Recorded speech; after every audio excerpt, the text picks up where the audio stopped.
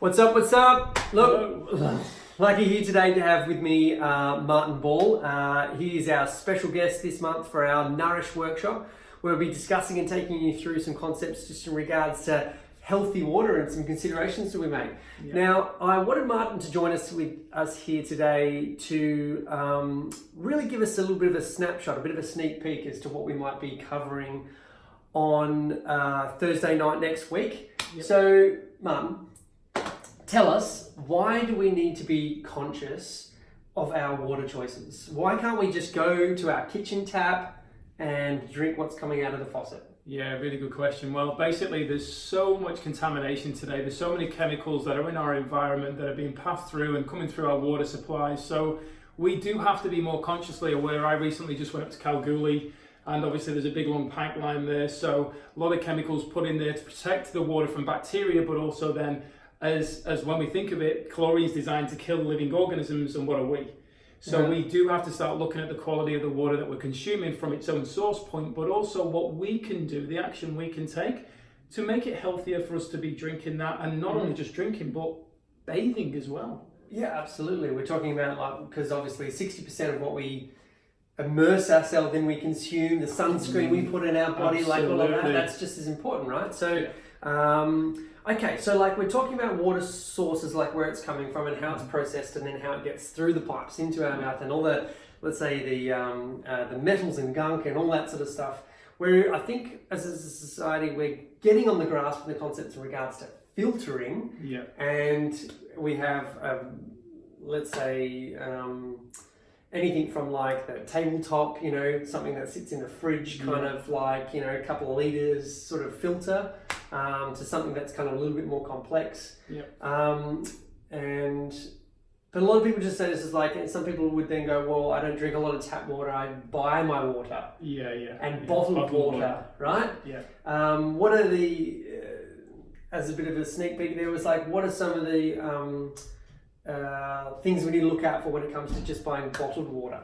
Well, I think one of the biggest things is just being aware of that it's an industry that's designed to sell you a product. So it's $1 billion industry, and the whole focus is trying to get that, the clever marketing of spring water. We all know that water's good for us, it's essential for life. But we see these words and we naturally have our own perception of what that means to us. And, I highlight a lot, not from a point of picking on the brands, but certainly from the point of picking on the way they market to us and manipulate us into believing it's a healthier product. And the only way we can prove that is via live testing. So it's not just my words, it's what you see right with your own eyes. And we all know that, like I mentioned, water's great, but because it comes to our home, we automatically go, well, it's free. And people say, well, tap water's free, and I go, do you not get a water bill then, like the rest of us? And they're like, oh yeah.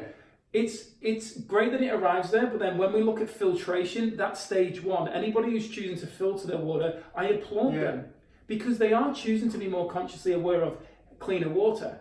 But not, like you say, the little ones on the bench, sometimes they might remove a percentage of chlorine and some sediment, not everything.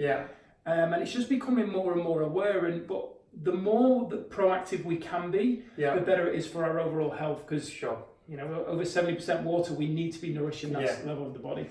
It's so important. And look, this is obviously the steps I've been lucky enough to present alongside Martin before, and been along to one of his workshops, and particularly participated in his live demonstrations. You have to see this for yourself.